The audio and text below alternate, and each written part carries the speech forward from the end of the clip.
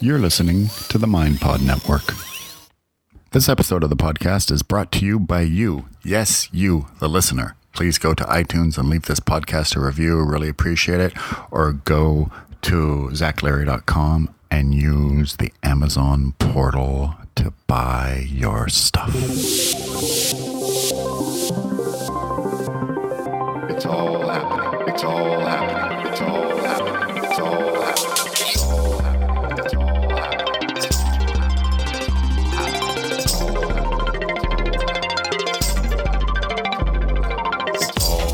It's all happening. It's all happening. It's all happening. It's all happening. It's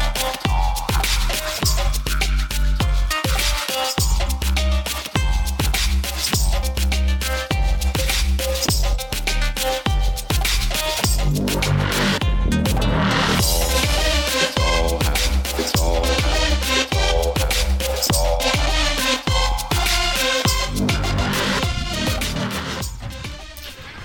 There is a transcendental dimension beyond language.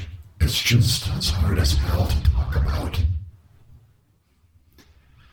The syntactical nature of reality, the real secret of magic, is that the world is made of words. And if you know the words that the world is made of, you can make of it whatever you wish. Welcome to the podcast, my lovelies, episode 103 of It's All Happening with Zach Leary. That is me, your host. What is so interesting about podcasting, it is really a continuation of all the oral traditions that have been going on since the very beginning of time, since we have established ourselves into different tribes that are trying to keep the traditions, the historical traditions, the social traditions, the cultural traditions, the traditions of fun and mischief and of mysticism and of learning and of history, and trying to keep those alive through the oral tradition of storytelling, basically passing one idea down through the generations as it goes on and on and on through time. These days, of course, someone who has a podcast can just etch it forever into the schism that is an assembly of ones and zeros that go on and on and on and on into a sort of a seemingly infinite combination of sound frequencies that will reside till the very, very, very end of time, well past my lifetime, that's for sure. And this seemingly infinite assembly of sound waves makes up these audio dimensions that we get to share with each other week in and week out. And this manifestation of that assembly of sonic frequencies is called It's All Happening with Zach Leary. And this is episode 103. And this week we have on the podcast Ariane Labyrinth, who is the chief creatrix of the Cosmic Cabarets and which is the organization, the umbrella that is PhenoVibe. But more about her in a second. But first, we're going to share a couple of things.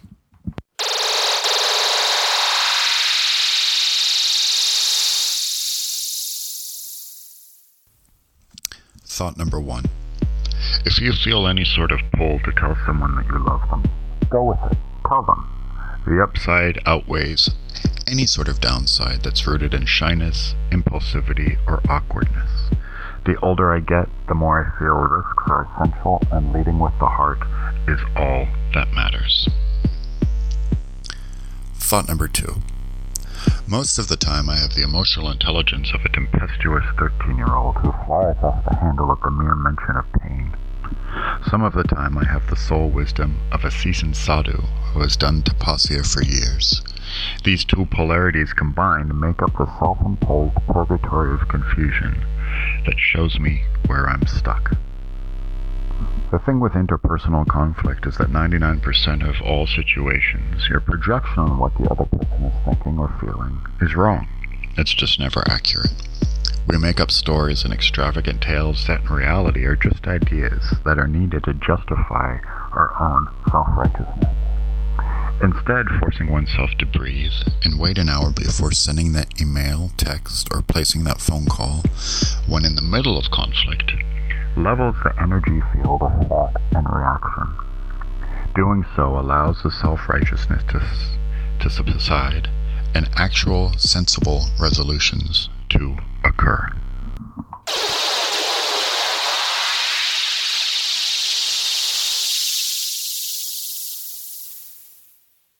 Those are some thoughts written by myself that I've actually posted on Instagram, but I thought reading them would be kind of an interesting thing to do.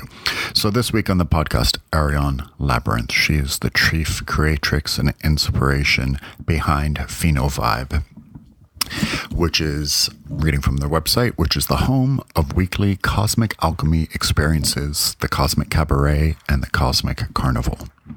The focus of our practice is Cosmic Alchemy, a unique type of experience allowing us to directly connect to and immerse ourselves in source energy and light, the most empowering and transformative force on the universe.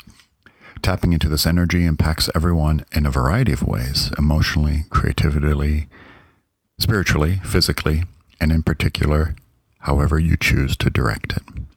It activates your latent natural abilities. So Ariane is actually a good friend, and most of the time, I should say, it doesn't necessarily equate that a good friend who does cool works in the world makes for a good podcast guest. Sometimes the lines are blurred, and you're just like, oh, it's just my friend on the podcast. I don't really know what we're doing here, and sometimes that happens, but other times it works out very, very well. I've had a lot of good friends on the podcast who it's worked out well. Shiva Baum and Zoe Kors and things like that. But Ariane is a really close friend. She's a dear sister. I love her a lot. She's great. And what was unusual about this podcast is we basically recorded it starting at midnight. And the first time I've ever done a podcast that late at night. So I'm telling you right now, my little sonic listeners, my little sonic friends, the vibe is very, very different. Pretty out there, pretty vibey, pretty trippy. But I think we had a good time. Ariane's event, her next event, is happening on September 29th. And if you go to PhenoVibe, that's PhenoVibe.com, and go to events, you can get links to tickets and I'll get all the necessary information. But if I was in LA right now, I would go to the event. They're really, really cool. Ariane is a very, very unique and interesting human being. And check her out. And I hope you enjoy this podcast and all the little nooks and crannies it gets into. Enjoy.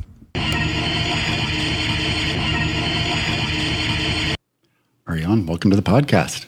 Thank you. Happy to be here. I'm so happy to have you. This is definitely the latest I've ever recorded a podcast. 103 episodes, and it's approaching midnight, so a different vibe, listeners, The witching hour. Imagine doing it at any other time. Awesome. I love it. I usually think my sweet spot for podcasts is between 10 a.m. to 2, somewhere in there, when I'm just up and sort of caffeinated. But I kind of like this, a little bit different. Yeah. This is the exact opposite. It's the exact opposite. It is. I did have a little bit of tea to keep myself up. So needed to happen. But I'm happy that you're getting crazy. So there are so many things that we could talk about on this. There's no question. A lot of jumping off points. We could talk about dance. We could talk about meditation. We could talk about metaphysics. We could talk about energy and all of that. But I kind of wanted to work backwards in a way and talk a little bit about your events, because in some ways, I don't know if I'm right in this, but I feel like, your events that you do are sort of a manifestation in a way of all of it. In a way. Absolutely. Yeah. You're exactly right. Just kind of putting this moment in space time where, put it all together and create a little mini universe that people can visit.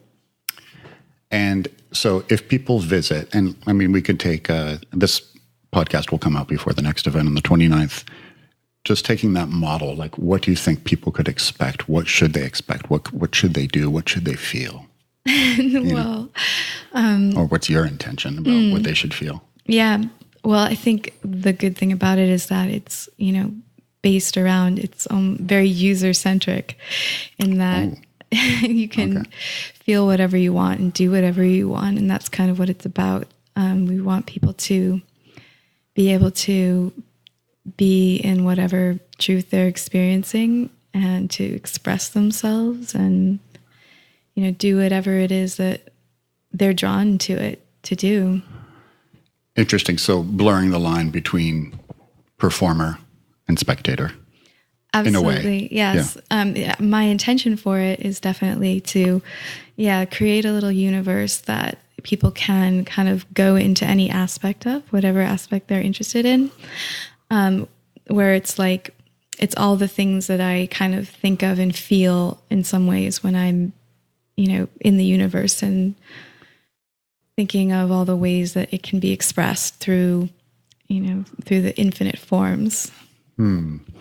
So what, that's a very, when people put on events, and for lack of, just to oversimplify it, I think when Burning Man sort of like went from a quiet fringe sort of thing on the outskirts that not too many people went to, Right. and sort of exploded and became a very popular part of the gestalt of our culture, right? Absolutely. Yeah. And so what was how did you start doing this? You started off as a dancer, right? Mm-hmm. So how did you put all of this together and kind of have this vision to create this space where people like do this? Like, how does that happen? Well, like I said, it kind of just came through the universe that I live in and my own interests, and feeling like people don't see those things about spirituality necessarily, or, obviously there are some people that do, but I don't even know if you need to call it spirituality. It could just be like, for me, I focus on metaphysics and the mystical aspect. Because I feel like spirituality is one of those very deeply personal things that kind of is your interpretation of that energy. Yeah. And it's like the poetry of it. And I don't feel like I need to like necessarily dictate that to anybody or have a set one. But I like to explore different ones as well. And for me, things like dance, tantra, ritual, performance art, and all those things that I have there, like even just having the raw food, having elixirs, having all these different, mediums of interacting with things that I feel like connect me to that energy.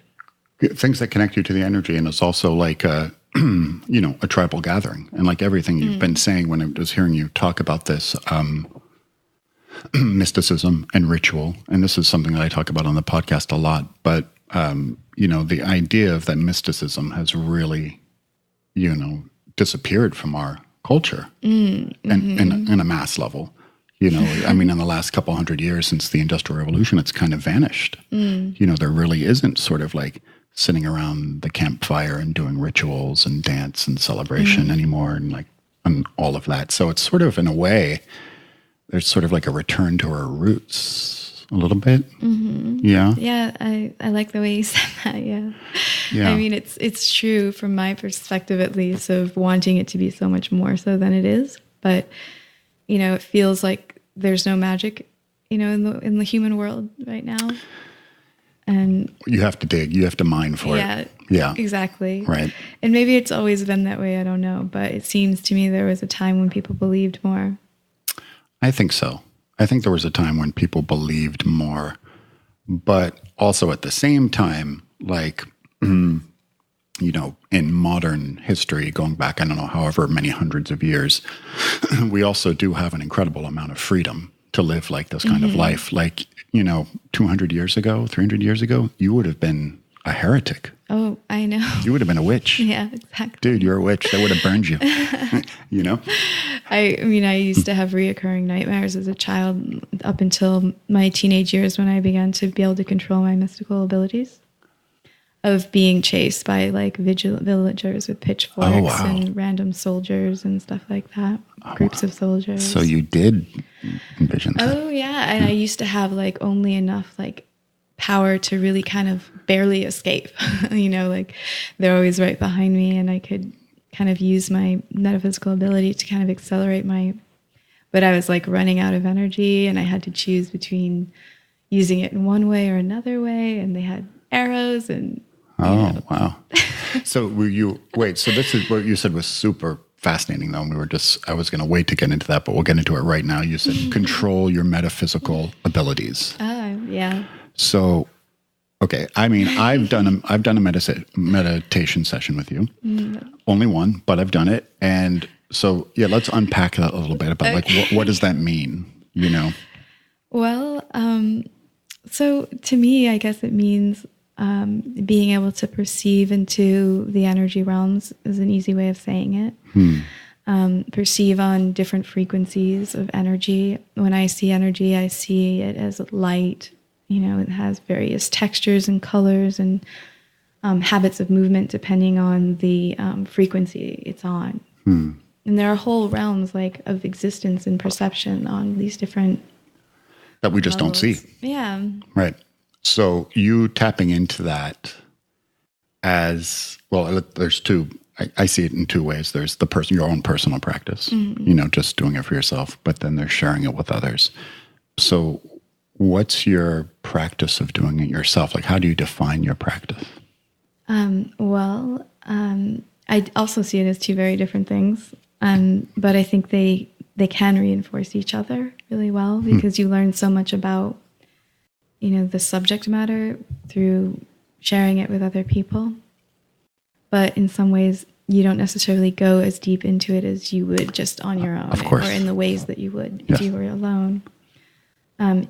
But, you know, it kind of rounds you out if you make sure that you do enough of your own practice. So that's a big part of it, is always making sure, like, after I teach or do a session or whatever it is I'm doing, working with my dance troupe, you know, where we meditate and we do energy flow stuff, and it's all part of it. You know, that I have my own practice that I ground in and make sure that I clear my energy and come back to myself and rejuvenate enough and go on my own adventures and, you know, in the other realms. What going on their own adventures in the other realms, like, do you feel that is something, there's a great Terence McKenna quote. I wonder if I'm going to get it right. I've said it many, many times, but I always kind of butcher it a little bit. There is a language between the physical world and the not physical world that is just so damn hard to explain, but it's there. Right. So, I mean, are you able to, like, you know, when you have these, you know, mystical sort of journeys into the other realms, like, what does it feel like? Oh, wow. Yeah. It feels amazing. There's really nothing like it. And of course, it can feel like anything and everything, depending on what you're going for and kind of what you're intending and what you're needing. I can relax and experience inner peace from it if that's what I'm needing, or I can really focus into it with a lot of intensity and go on a wild little ride. Kind of a little bit of a very psychedelic sort of kind of. Oh, yes. It can be very trippy. Yeah. People see light and stuff like that, but there's also a certain amount of morphing and warping of reality and, you know, shifts in time and space. And do you feel like when you have shifts in time and space that it's like, you know, I've played with that idea a lot in my own practice. When I have shifts in time and space, it's sort of, it almost comes out like it's not a shift in time and space. It's just the erasing of time and space. Like that it's all sort of a big amorphous blob anyway, right? That makes sense to perceive it that way. Yeah. Yeah, I see it more like a liquefying. Yes. Okay. Because it's not really set in its ways like people believe it to be. And, you know, when I perceive it, it's fluctuating constantly. Right. And it's being influenced, you know, by whatever I'm emitting, what other people are emitting, you know, what the cosmic, who knows what it is. It's just moving all the time. And then sometimes you see bigger waves move through it and smaller ones and different shifts in the texture. And it can be very jerky and it can be very smooth. And you kind of learn to just read it and get to know it and merge with it. And it sort of informs what's happening. There's a knowing that comes with it that you learn to just accept. And, you know, it's like that, the way the Polynesians can read the ocean waves and tell if there's an island over there or where it is, how far. That's how, well, between that and the stars, that's how they made it from Tahiti to Hawaii, right? Yeah. So when you're doing that and, you can you're tapping into the subtle energies, Yeah. the subtle energies of the body and of time and space. But depending on your mood, and whatever you're going through, if you're joyful, happiness, in love, out of love, going through crisis, fear, or something like that, is it a refuge for you? Is it a tool when you kind of go into these other worlds and go into your practice? Or is it a change in consciousness? Does it make what you are going through like better or magnifies it or what? Always. It makes it better. It does. Also magnifies it. Well, it's sometimes like, take the LSD example. Like if you're going like the set and setting thing, and if you're going through a shitty time in your life and you do a heroic dose of acid, probably not a good idea. Right? Exactly. Doesn't work out. I mean, the thing is that yes, it is, in some ways it is power, and one has to be careful with power, but it is also light and beauty and ecstasy, and those things inform your reality.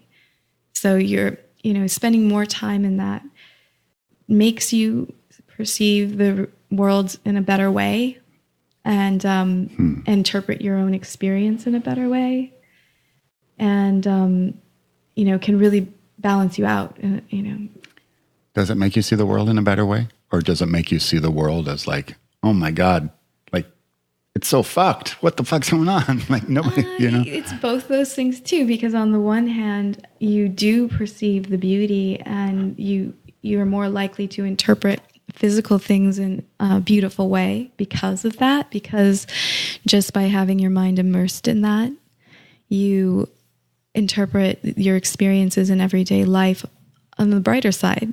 Yes. With a certain amount of perspective, because it's so vast and it's so powerful, and, has this sense of perspective that comes with it. You'll turn that on your actual real life experience.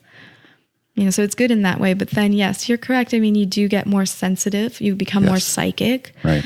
And, you look at everything that's going on in the world and people, and it's overwhelming. It's a bit much. It's such a crazy sort of juxtaposition, sort of this, or a dichotomy of just like, oh my gosh, like how could this be happening? And like what I've been thinking about a lot is, and talking about a lot too, is, the counterculture and the 60s and all of its great promise, everything that happened there, without the 60s, we wouldn't be here kind of living the life. Like it gave us the freedom and the permission to be able to lead these kinds of life, right? Yeah. Lives. But then, sure, there are people like us around, and Burning Man is really big and cool things like that. But at the same time, I don't know, like, are we going to get the lesson, as a species? Are we going to kind of get all of this? Or are we just going to have to keep going back to start? I don't know.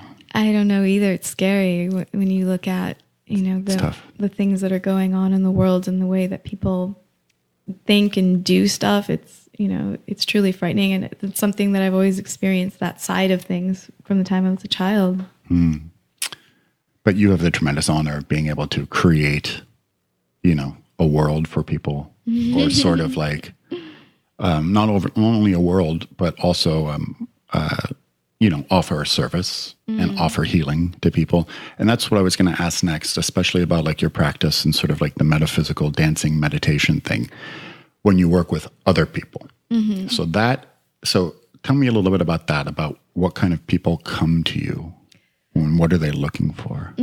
It's interesting. I get quite a mix because I do a lot of different stuff, and I feel like, okay, it's my fault for not being more focused, and, you can't do it all really, but so I'm always looking for a better way to bring it into focus, to be more in line with my truest intention and my dharma. But, I do Tantra stuff because I feel like it's meaningful to me. It's something that I use. And I like helping people find that way of connecting with each other that is transcendent, and that you're building each other up on a basic, fundamental, energetic level. And so regardless of how people interpret that on an intellectual level, or, with whatever labels or perspective they choose to look at it from, if they have that experience, on an energy sharing level, and they figure out how to like get each other high and build each other up, just as a practice, I feel like that's meaningful. It is meaningful for sure. And that in particular brings all different types of people to me. People that have no idea what Tantra is, and they think, I don't know, it's, going to be a lap dance or something. And right. They're just like, oh, this will be a fun thing to do, or some people that are really, truly looking to heal their relationship. I've had people on their first date. I've had people. Oh, that's interesting. That I know in that very moment decided that they weren't right for each other. That's also very interesting, that it gets people so sort of open and into the, hyper aware, right? They can just feel, hey, this is an energetic mismatch, right? Absolutely. It does bring that to your attention. If you are, not really, connecting on that level, it becomes very, very apparent. If it's not meant to be, then. Well, there used to be these, and may she rest in peace, but Salma Zadora used to do these groups a while ago now. It's been some years, and she kind of stopped doing them. But they were, co-ed, and they were just kind of like tantric, like yum meditation sort of groups. And maybe it was like 20 minutes per person or something. And you would do like 3 or 4 people. But everybody would just kind of trade off, unless you were with it was a couple who weren't comfortable kind of doing it. But like the thing for me about it was so fascinating, because when you kind of were doing the meditation with somebody who you really like, I don't know how to kind of politely say it, but sort of had an aversion to, like you didn't want that person sitting on your lap, but you did it anyway, just kind of as an expression of like, hey, you're divine too. Yeah. You're beautiful too. It was really hard. Yeah, it is hard. Yeah. Isn't it? That's an excellent way of. It was trippy, man. It brought up like all of my like, oh my gosh, this is really, really difficult. And like how we're tuned. And I mean, do you think it's just like a frequency thing? We're just kind of tuned?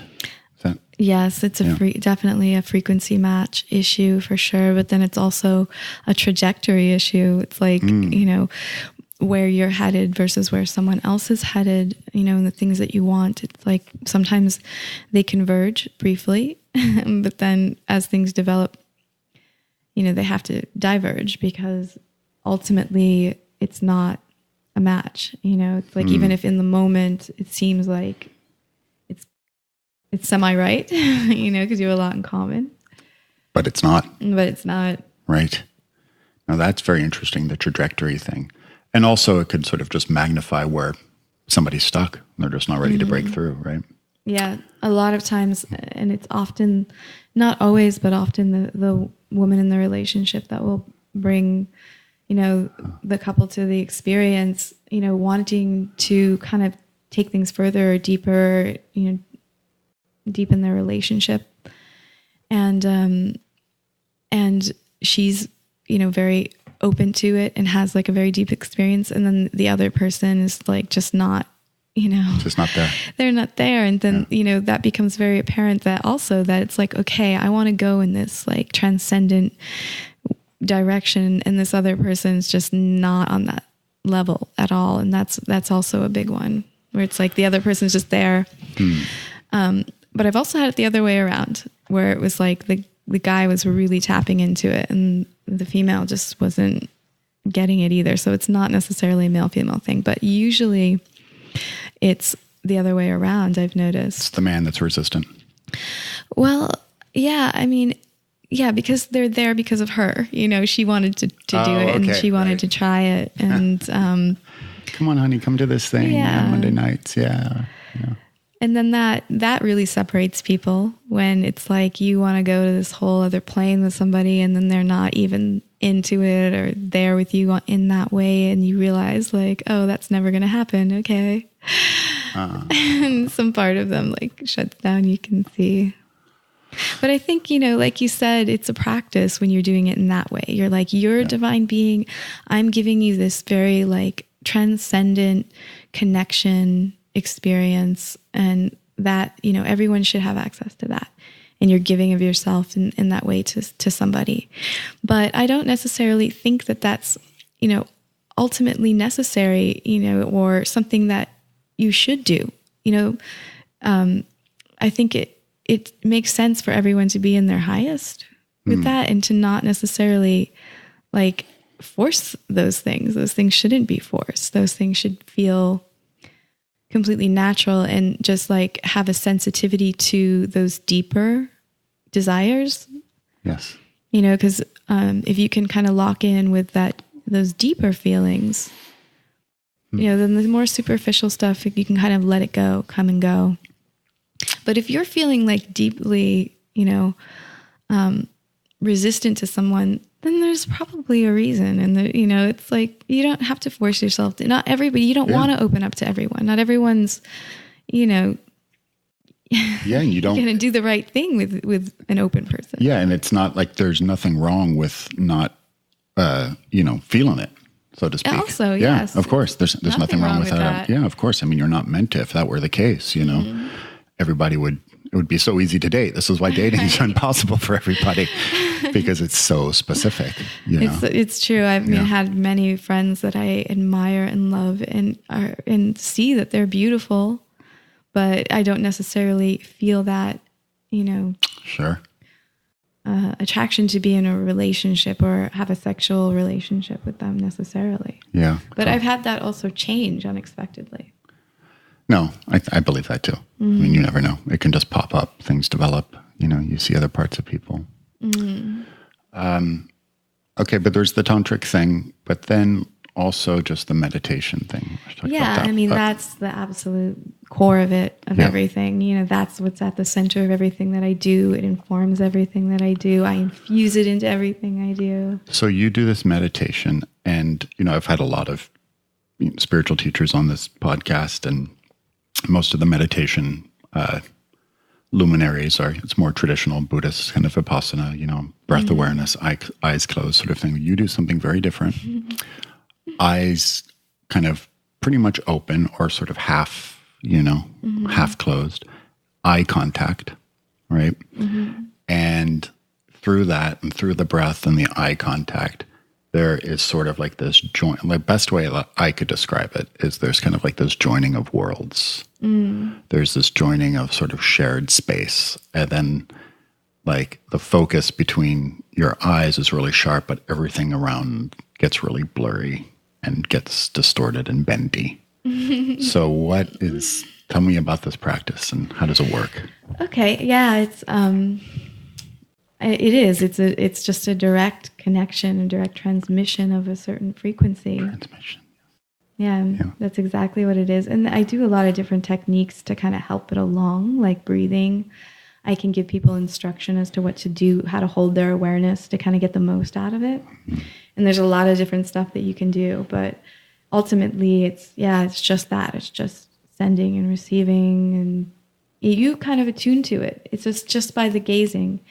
And you don't need your eyes. But the thing about your eyes being open is that you have to encounter your own concepts of what is, real with your conscious mind.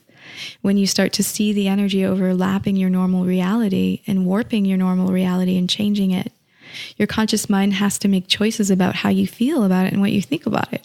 Whereas if you do it with your eyes closed, people just relegate what they're experiencing to the realm of, visualization or imagination or just random stuff that they see with their eyes closed. They don't take it all that seriously for the most part.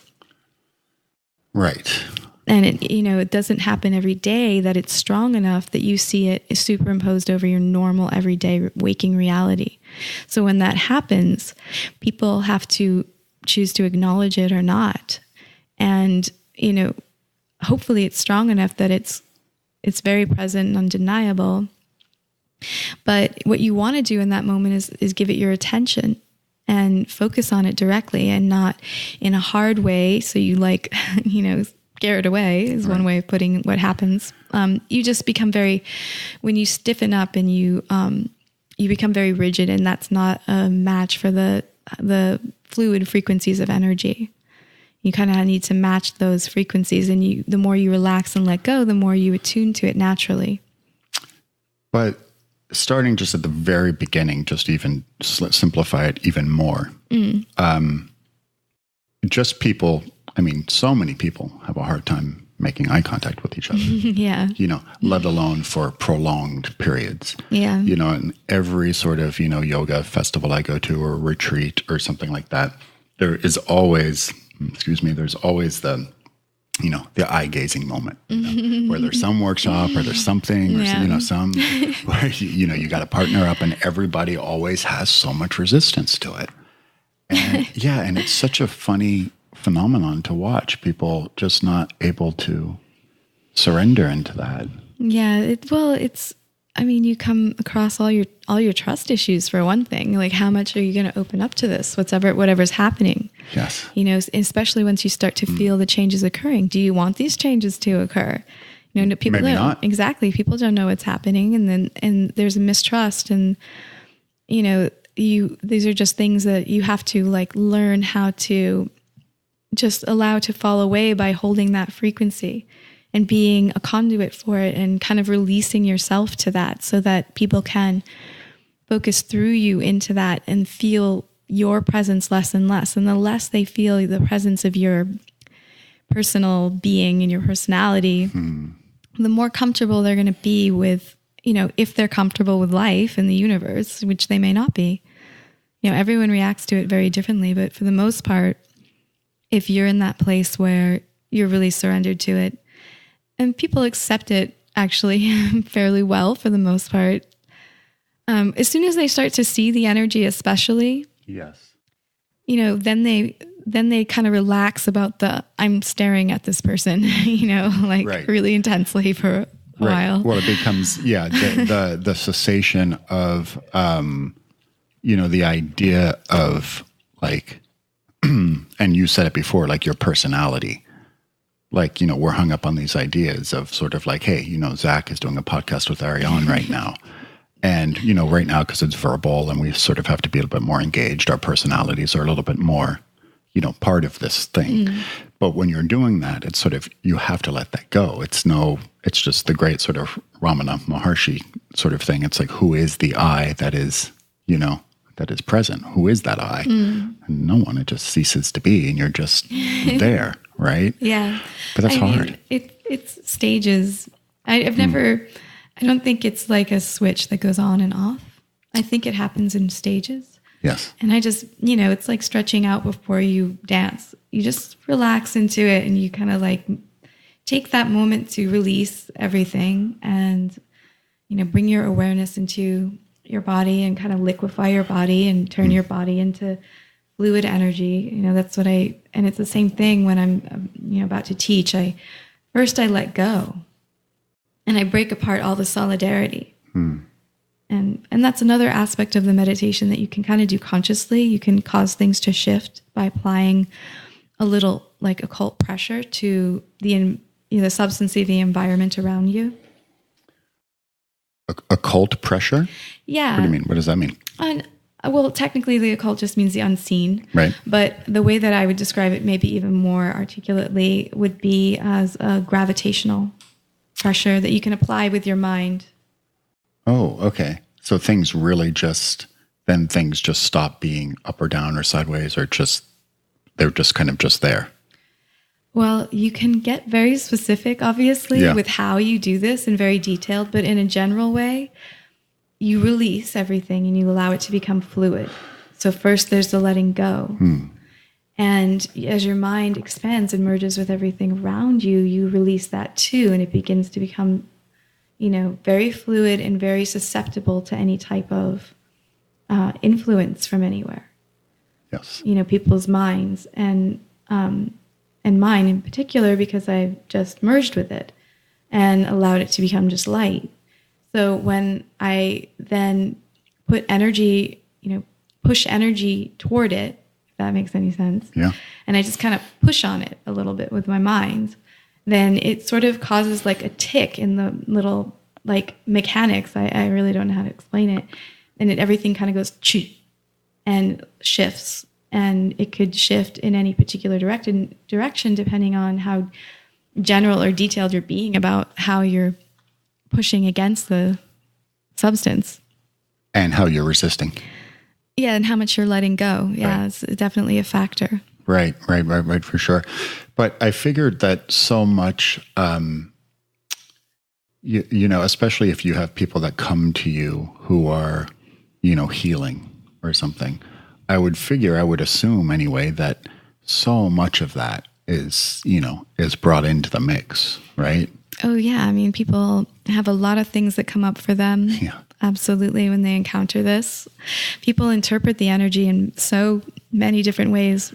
You know, people will see different things. And it's a combination of their mind's interpretation of the energy, the associations that they've made with it throughout their life. Right.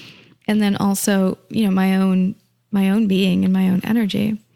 And people see like your past lives a lot when you do this. Oh, wow. And then also they'll see very bizarre things like from their own life because they're perceiving you through their aura. And over time, you learn to discern, you know, what's what. And even then, sometimes you can be wrong, right. You know, because how do you know what's you and how do you know it's somebody else or, right. You know, I mean, there is no real objective reality per se. You know, it's just the way that this formless substance is refracted through everybody's minds. Yeah. I mean, this thing that what you just described, this thing that we have agreed to call it reality. It's just this thing that we've agreed on. Yeah. In order to make it work. Exactly. Right? Yeah. But there's no, you know, there's no basis for any of it, really, right? And that's why I think these experiences, like you're talking about, these practices or the psychedelic experience or, you know, any sort of yogic technique or something, why they're so important. Because, you know, piercing the veil and bending, you know, your own relationship with consciousness, it's essential. You have to do it. Yes. Yes. Because you're already doing it. You're just doing it unconsciously or consciously, depending. Yeah, but most people are doing it unconsciously. Exactly. Right. Which is unfortunate. Yeah. And, you know, there's that great line, whatever you think reality is, that's not it. Right? Yeah. Right. That's exactly it. Well, what was I going to say about that? About, you know, the meditation thing. Yeah, just about pain bodies, I guess, you know, and I wonder, you know, I don't know if this is something you're going to admit to, but being the sorceress that you are, do you feel like you have the ability, if somebody's in sort of a session with you, do you have the ability to alter the outcome for them? Yes, but it's something that you have to do together. You know, I've created like a new policy. I used to do more healing. Okay. But I don't do healing anymore, you know, unless they do half like this meditation session and half a healing, and so that they begin to learn how to do it for themselves. Because unless they're making any kind of like real changes in their consciousness and in their lifestyle, whatever I do is just going to be like totally undone, either immediately, like the next day, or over time, you know, depending. Right. And it feels very futile and it can be very taxing and painful on me. And in order for me to feel like good about it, then, so that's what I do now is, you know, it's like I will do healings on people, but only if they're also learning about, you know, how to connect to that energy themselves. And they're doing the work themselves. And they're doing the work themselves. Sure. Exactly. And making some lifestyle changes here and there, you know? Yeah, of course. And I mean, it all sort of starts, but you can sort of act as sort of like a jump start in a way, right? Absolutely. You know, it's a very interesting topic, healing. I've done a lot of kind of moments of miraculous healing that taught me a lot, that taught me to the extent that you can use the metaphysical energy. Yeah. And those are things that I hold close to my heart because they allow me to know that it's possible, which is essential for doing anything like that, because you have to break through everyone's kind of concepts that are floating around in the air of what's possible and what's not possible.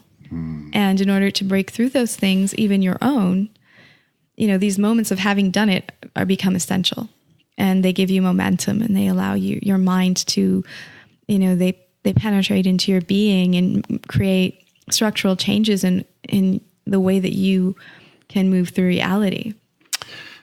And the way that you can move through reality, but just also to make it super pragmatic, just the way that you can move through life, right? Exactly, yes. Yeah. Mm-hmm. Because, so,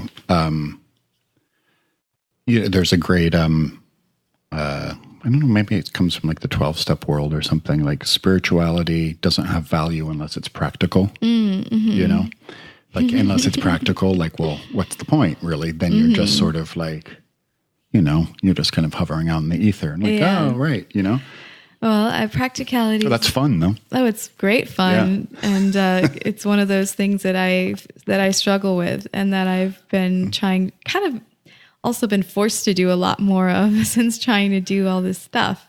Yeah. It requires like all this work and hardcore humaning. Yes, it does. Yes, it does. You have a business. So I've learned a lot about being practical with it, and also just teaching so many people about it allows me to kind of get like, they need this first. Oh, it's like, because I don't necessarily have the same issues with it, as other people. And so you encounter all these different minds that require different requirements in order to be able to hold on to these things and to go deeper into them with confidence, Like if people feel like, oh, this is going to tear my life apart, they're not necessarily going to go deeper or trust it, and they may not encounter it again for quite a while. Right. They may not. I mean, I do think, I'm not positive on this, but I do have sort of the suspicion, or sort of like the, something's telling me that I do think that people know what it is that is holding them back. But the coming to terms with it and actually like letting it go or breaking through or whatever it is that's going on in your own life, it's just so hard that, so many people, it's just so hard, that they don't. And I've been that person so many times. Yeah. Me too. I think everyone's had that experience. And I think those experiences are in some ways what teach you, because you feel the pain of it so much. You're like, oh, damn, I screwed that up, Right. It's like those moments when, even just in a simple way, like I've gone really, really deep and been kind of shocked by it and just sort of thrust myself out of it, and then I just kick myself, for having done that and having that reaction, because those moments are like, they're rare when you really get quite an amazing send off into some other realm. And, I've never, ever, ever once regretted going with it and allowing the experience to take me somewhere profound. But I've many times regretted allowing myself to be, snapped out of it, or, have the inappropriate action at that moment. So I think in some ways it functions that way. And when you make those types of like choices in life, you're like, oh, and I've been that person so many times. So it's not a judgment in any way. It's just, in terms of, I feel like it's my responsibility in some ways to be as palatable as I can when I expose people to it. Yes. And I'm so bad at that because I love the thrill of it. And so of course I want everyone to experience that, but not everybody wants to. Yeah. Everybody's got to be where they're at, right? I guess. Yeah. And in terms of integrating it and being stable, as you said, and being practical. Right.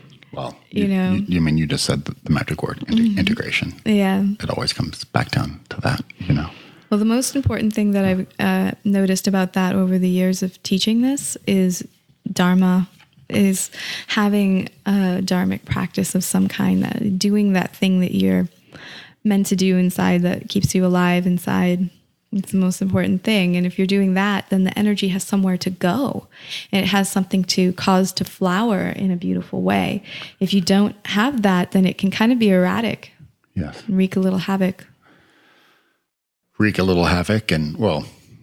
And, you just sort of like going through the motions of, this time that we have here, And that type of energy is very like, it doesn't do good things to glass houses like that, yes. just houses of cards. It just, they crumble under that type of metaphysical exploration. I love it. That's a great metaphor, right? Oh my goodness.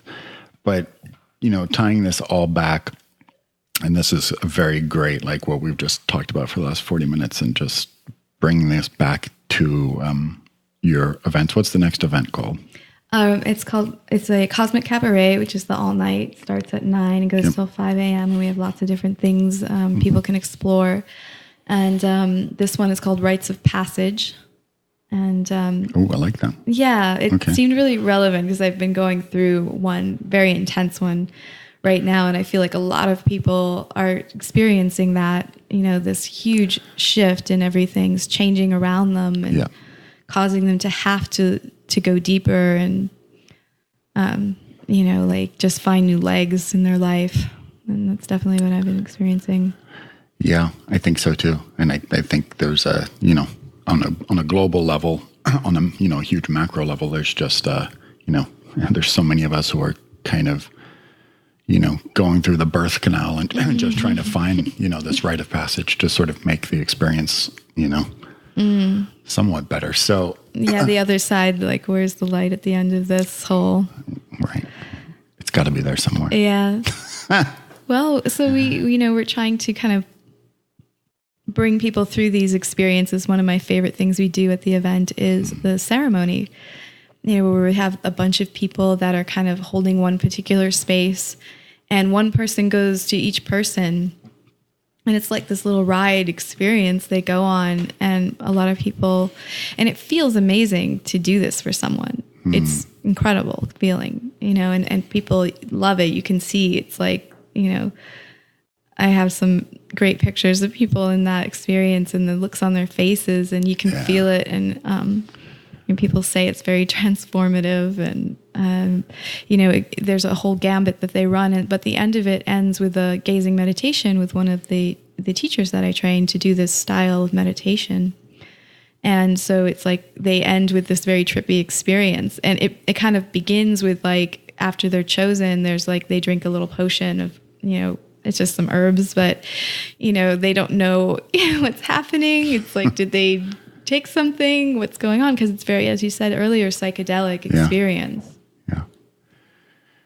And go on. Oh, I was just going to say, I just love blurring those lines, because you get people into that perfect state, I think, when they're confused, but they're elated, and, they've just been through this like whirlwind of experiences in the senses and extrasensory, and, they're in that perfect state to take them somewhere. They're in the perfect state to take them somewhere, and to sort of like, whatever, on just a very sort of basic low-hanging fruit level, just to like, dance. Exactly. Let go. Let go. Yes. That's one of the main things that we try to get people to just let go. Let go and just let yourself.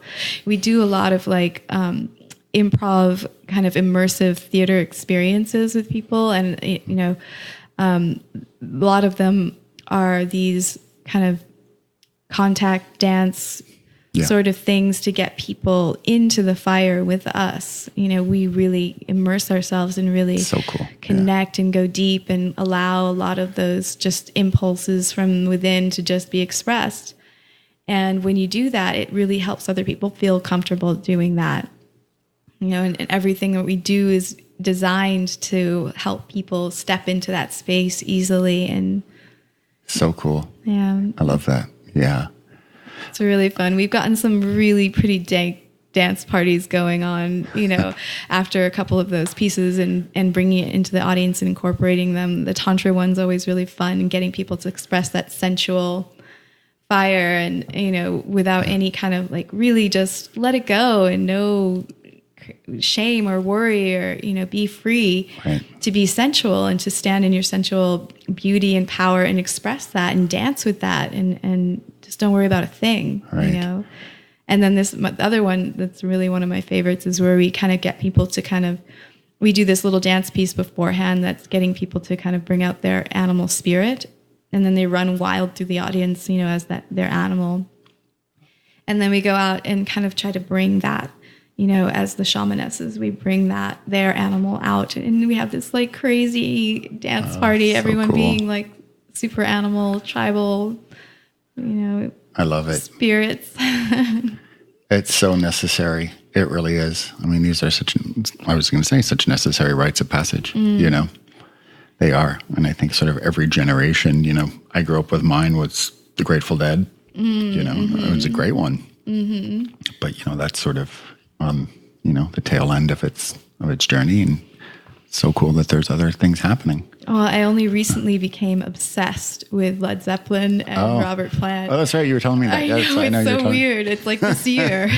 I know they've always existed, but I've had this resistance to them because they're just like, this classic rock, which is like, I've always been like, it reminds me of like my dad and my brothers. God. And, they're, they don't want to feel like that in my normal life. And so I just ignored it. But, there's such beautiful, like, I love like all these I love old music, and lately I've been listening to music from the 70s a lot, because I also love Fleetwood Mac, and I love... Great band. Yeah.